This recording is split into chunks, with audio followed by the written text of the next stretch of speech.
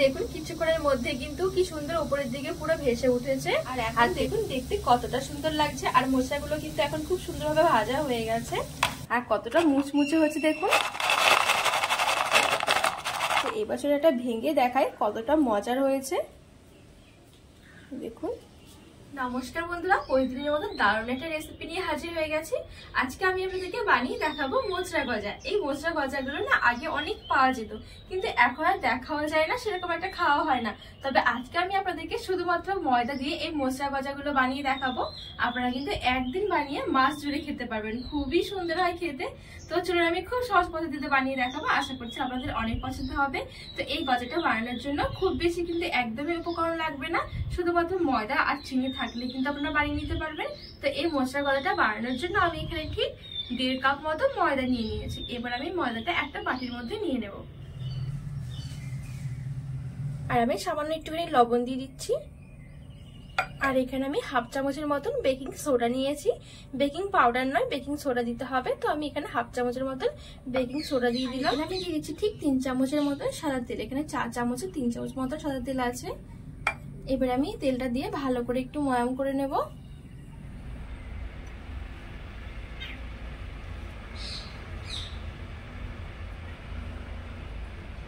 তো এখানে যত সুন্দর করে ময়দাটা ময়াম করা হবে তত সুন্দর কিন্তু গজাগুলো হবে। তো এখানে আমি খুব সুন্দর করে ময়াম করে নিয়েছি। তো এই দেখুন হাত দিয়ে চাপ দিলে কিন্তু এরকম জড়ো হয়ে যাচ্ছে ময়দাটা। ঠিক এরকম করে ময়দাটা ময়াম করে নিতে হবে।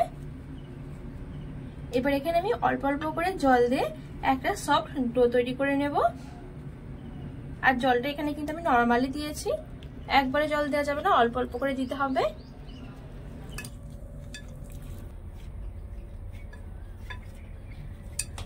তো এখানে আমি একটা সফট ডো তৈরি করে নিয়েছি। আর ডোটা কিন্তু আমি একটা খুব বেশি মসৃণ করিনি, খুব বেশি একটা মসৃণ করার কোনো দরকার নেই। এরকম একটুখানি জাস্ট মেখে নিলেই হয়ে যাবে। তবে খুব বেশি কিন্তু শক্ত করে মাখলে হবে না, একটু নরম করে মাখতে হবে। এবার এখান থেকে আমি ছোট ছোট করে লেচি কেটে নেব।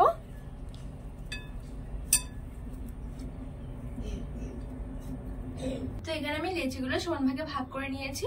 আর এই লেচিগুলো যেরকম নর্মাল যে লুচির লেচি হয় তার থেকে ঠিক এক সাইজের আমি একটু বড় করে নিয়েছি। এবার এখান থেকে আমি একটা লেচি নিয়ে নিচ্ছি। এবার চাটুর মধ্যে রেখে একটুখানি লম্বা করে নেব। আর বন্ধুরা এই গজাগুলোকে না আগে আমরা মোচড়া গজা বলতাম, বা অনেকে বলতে কিন্তু কান মোচড়া, বেশ ভালোই লাগে খেতে, কিন্তু এখন না দেখা যায় না এই গজাগুলো। তো এবার আমি যেটা করব ঠিক এরকম একটু লম্বা করে নেব 2 হাত দিয়ে। তো আমি ঠিক লম্বাটা এরকম করে করব, মাঝখানে একটু করে মোটা থাকবে আর এই সাইডগুলো একটু সরু থাকবে, মানে মাঝখানটা একটু মোটা থাকবে, ব্যাস এইটুকুই। তো এই দেখুন আমি এখানে ঠিক এরকম করে লম্বা করে নিয়েছি। এবার আমি এই সরু অংশগুলোর মধ্যে একটুখানি জল লাগিয়ে দিচ্ছি। এবার জল লাগানো হয়ে গেলে ঠিক এরকম করে একটুখানি ঘুরিয়ে নেব।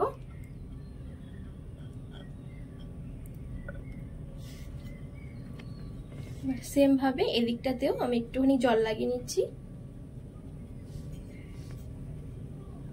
এবার এদিকটাও ঠিক আমি এরকম করে ঘুরিয়ে দেব।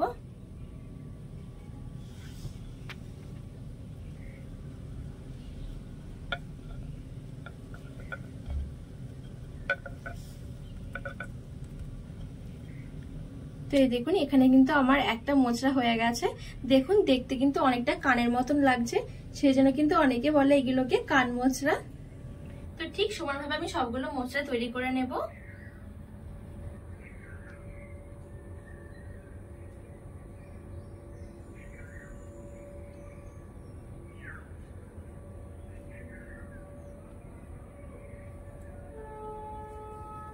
তো বন্ধুরা এখানে দেখুন আমার আরো একটা মোচড়া তৈরি করা হয়ে গেছে।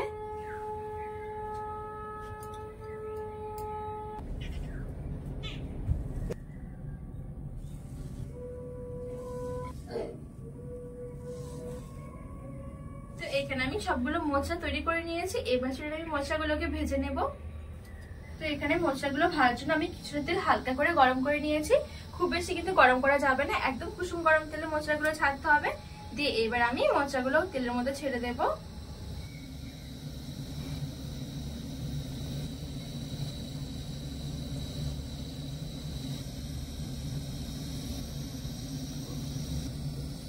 তো এখানে আমি সবগুলো মোচড়া দিয়ে দিয়েছি। এবার আমি একদম হালকা আছে ভেজে নেব। দেখুন কিছুক্ষণের মধ্যে কিন্তু কি সুন্দর উপরের দিকে পুরো ভেসে উঠেছে, আর দেখতেও কতটা সুন্দর লাগছে। এবার আমি উল্টিয়ে ওই পিঠটাও খুব সুন্দর করে ভেজে নেব।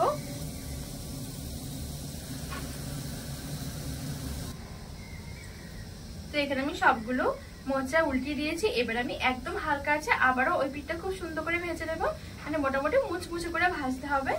তো এখানে আমি মোটামুটি দুটো পিঠই খুব সুন্দর করে ভেজে নিয়েছি। আর এখন দেখুন দেখতে কতটা সুন্দর লাগছে, আর মোচাগুলো কিন্তু এখন খুব সুন্দরভাবে ভাজা হয়ে গেছে। এবার আমি তেল থেকে তুলে নেব।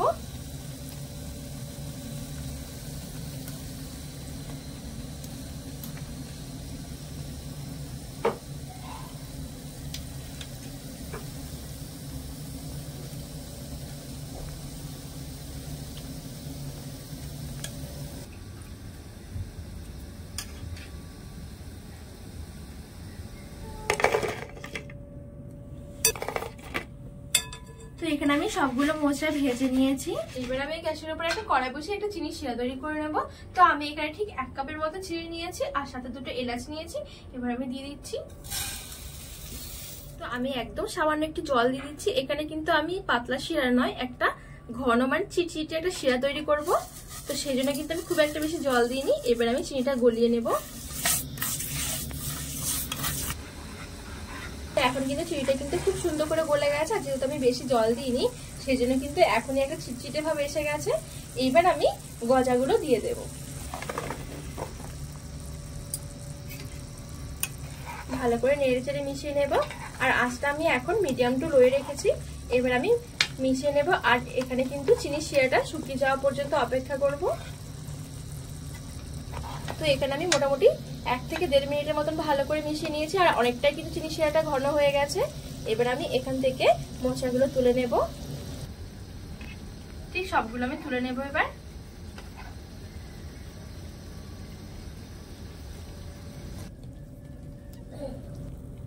এবার বাদ বাকি চিনি শিরাটা আমি উপর দিয়ে ঠিক এরকম করে দিয়ে দেব।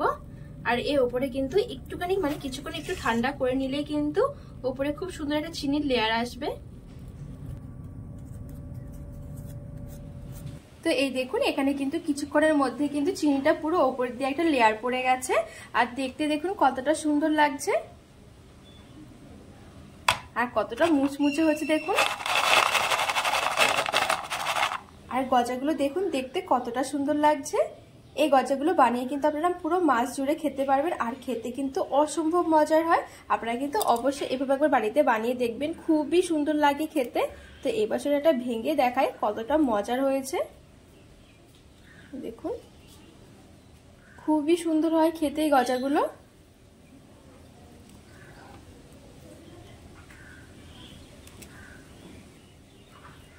বন্ধুরা আজকের রেসিপিটি কেমন লেগেছে অবশ্যই কিন্তু কমেন্ট করে জানাবেন, আর আপনারা অবশ্যই এইভাবে বাড়িতে বানিয়ে দেখবেন, খুবই সুন্দর হয় খেতে, আর অনেকদিন পর্যন্ত কিন্তু রেখেও খেতে পারবেন। তো রেসিপিটি ভালো লাগলে চ্যানেলটিকে সাবস্ক্রাইব করে পাশে থাকার অনুরোধ রইল।